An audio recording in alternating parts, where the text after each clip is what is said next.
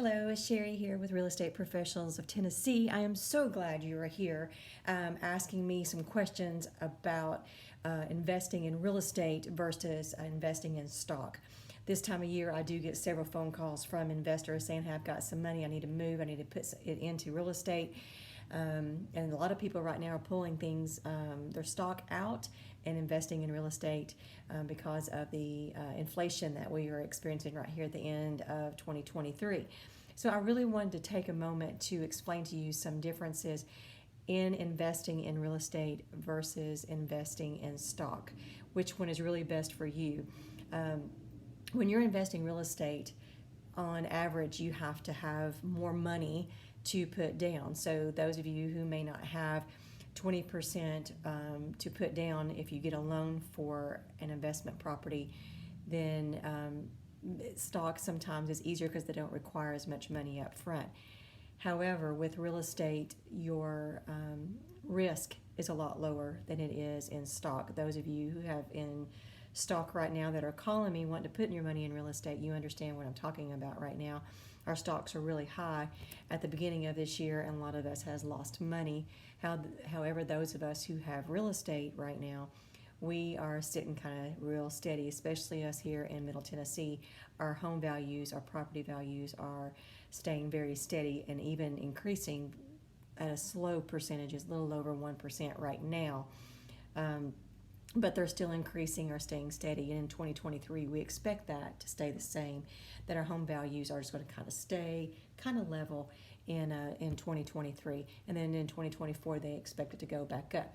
Your risk in real estate is a lot less. Now, let me talk to you about the different ways you can use your stock money, taking it out of stock. Sorry, my financial planner, I know you're going to get mad at me. But real estate by far is a lower risk. A lot of investors are investing in just land and kind of sitting on it. The only thing about land is just that. You sit on it. You usually don't make any money off of it unless you have a farm and you have a local farmer who's wanting to farm it, for you if you buy some land. But there's not a lot of upkeep on that, not a lot of insurance taxes you have to pay when you have just a chunk of land that you're sitting on. Another option for investors is also flipping. They like to flip houses. With that, there's a little bit more risk involved, very big potential of rate of investment in return, ROI return on flip houses. That's where I come into play really heavily for you who are considering flipping.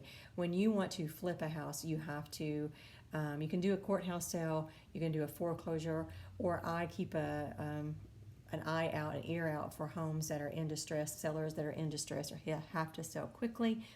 That would be a quick return for my investors.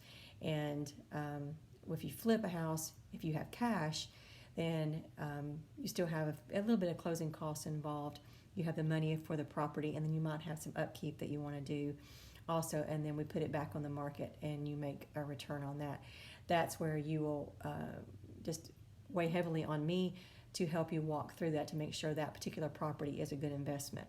Now you can keep the property, you can fix it up and keep it, and also rent it out. When inflation is high, like it is right now, the end of 2023, then rents are going up higher as well. So you can pay for a property and have an income coming in on that real estate investment that you have also. So that's also a very pliable option for if you want to invest into real estate.